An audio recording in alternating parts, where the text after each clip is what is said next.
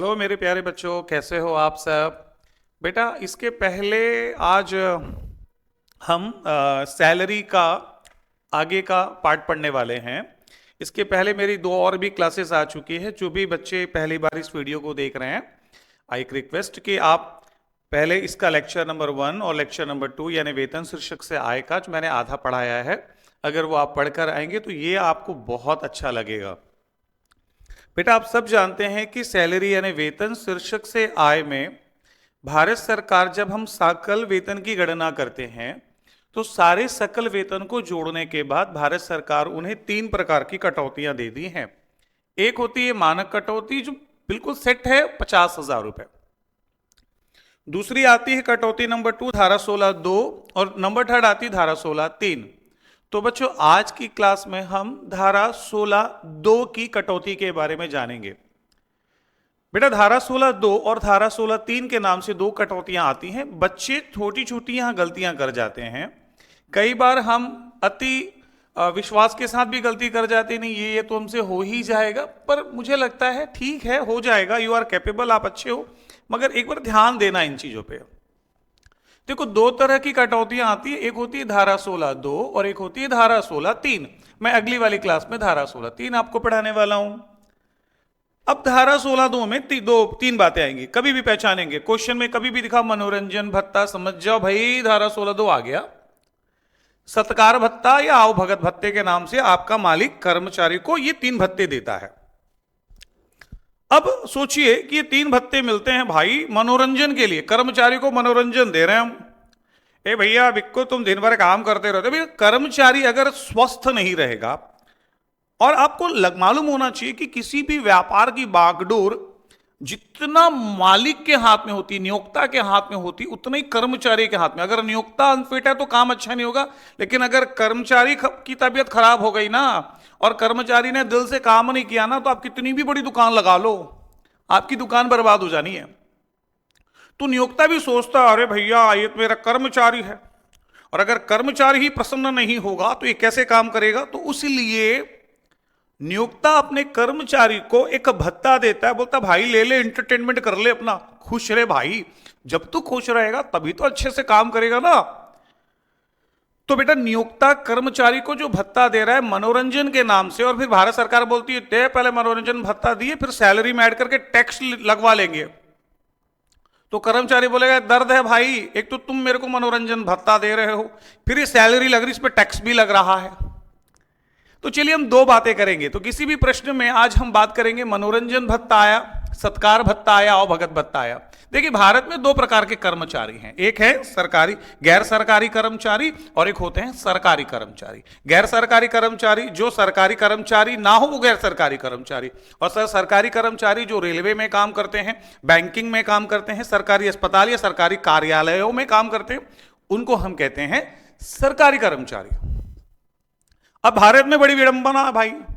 अब गैर सरकारी कर्मचारी, जैसे आप किसी प्राइवेट संस्था में काम कर रहे हो और आपको मनोरंजन भत्ता मिलेगा, रामू भाई हर महीने तेरे को ना मनोरंजन भत्ता हम देंगे। सेठ जी कितना देंगे मनोरंजन भत्ता? भाई तेरे को ना हर महीने 1,000, साल का 12,000 देंगे। धन्यवाद सेठ जी। तो बेटा वो 12,000 गैर सरकारी कर्मचारी को मिला। अगर किसी भी गैर सरकारी कर्मचारी को मनोरंजन भत्ता मिलेगा तो वो आपका पूर्णतया कर योग्य होगा, मतलब उसको कोई छूट वूट नहीं मिलनी है। यानी क्वेश्चन बनाते समय आपने देख लिया, आपने क्वेश्चन बनाते समय देख लिया भाई ये तो गैर सरकारी कर्मचारी है, जैसे आप क्वेश्चन पकड़ लो और जैसे आपको मनोरंजन भत्ता दे, ध्यान भी मत दो, इनकम में ऐड कर लो, पूर्णतया कर योग्य।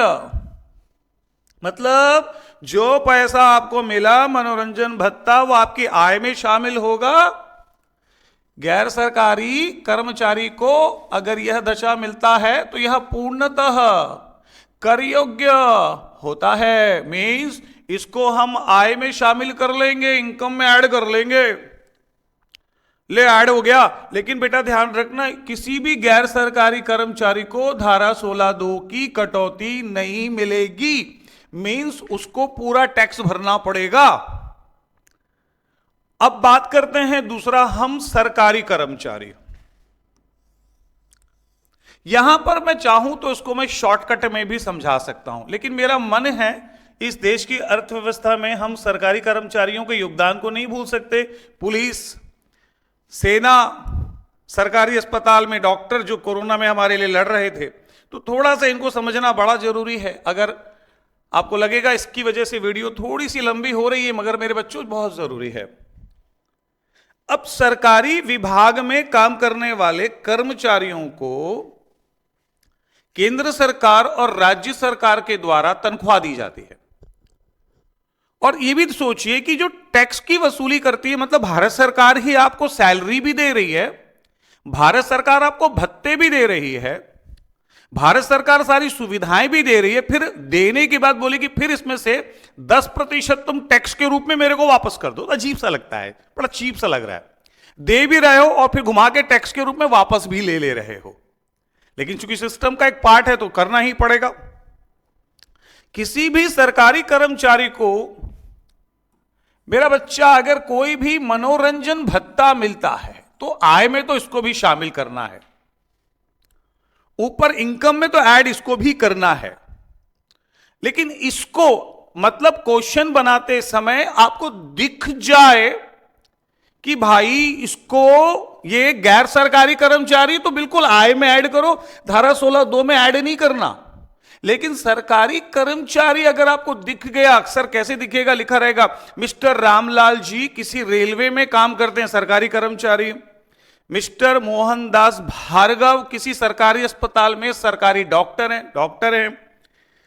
Mister Bhalla bank, state bank of India में काम करते हैं, बैंक ऑफ बड़ौदा में काम करते हैं, पुलिस में है, सरकारी सेवाओं में है। तो आपको पता चल जाएगा कि भाई ये है सरकारी कर्मचारी। और जैसी क्वेश्चन में आप पकड़ो कि भैया ये सरकारी कर्मचारी है, तो आय में तो ऐड कर लेना मेरा बच्चा। लेकिन धारा 16(2) में, मतलब नीचे वाले पार्ट में, उसको डिडक्शन मिल जाएगा, कटौतियां मिल जाएंगी। ये कैसे निकालेंगे बेटा कटौती? मतलब ये लिखा है मैंने, सबसे पहले जो भी उसको भत्ता मिलेगा लिख देना